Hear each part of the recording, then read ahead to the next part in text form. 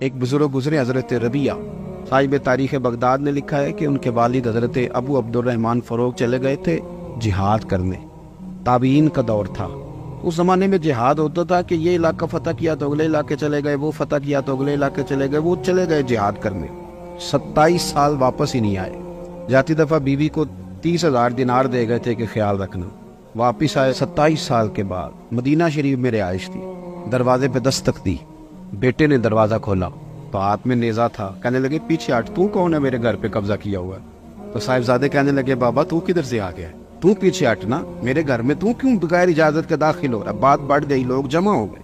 جب وہ بحث طویل ہوئی تو اندر سے والدہ نے پردے کے بیچ سے سنا تو کہنے لگی بیٹا ہٹ جا، یہ تیرے والد آئے۔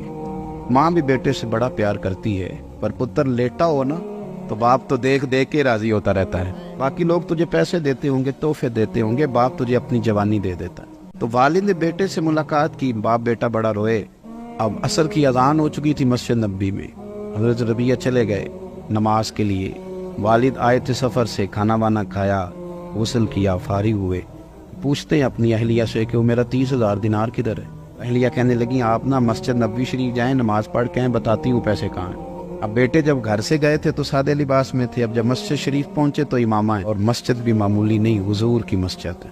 اور حدیث پڑھانے کے لیے جب صاحبزادہ بیٹھا ہے تو سامنے حضرت حسن بصری جیسے لوگ، امام مالک جیسے لوگ، درس حدیث ہو رہا ہے۔ عصر کی نماز پڑھ کے نا تو کسی سے پوچھتے کس کا پتر ہے، کس نصیبوں والی ماں کا بیٹا ہے؟ تو جن سے پوچھا تھا انہوں نے بتایا یہ کوئی ابو عبد الرحمن نام کے بزرگ ہیں جو 27 سال سے جہاد میں ہیں، یہ ان کا بیٹا ہے۔ حضور کی مسجد نبوی میں بیٹھے تھے تو گود میں آنسو گرنے لگے۔ واپس لوٹ کے گھر آئے تو سعادت مند بیوی کا چہرہ دیکھا تو چھلک پڑے آنسو۔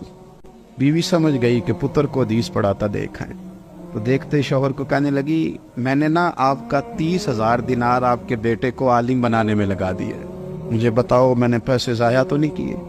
تو ہاتھ اٹھائے اور کہا میں رب کی بارگاہ میں دعا کرتا ہوں اللہ تجھے بہترین صلہ عطا کرے۔ بھائی یہ جو ذوق ہے نا، یہ جو ذوق ہے اس کو آپ سمجھیں، آپ اپنے بچوں کو کاش اس طرف لائیں۔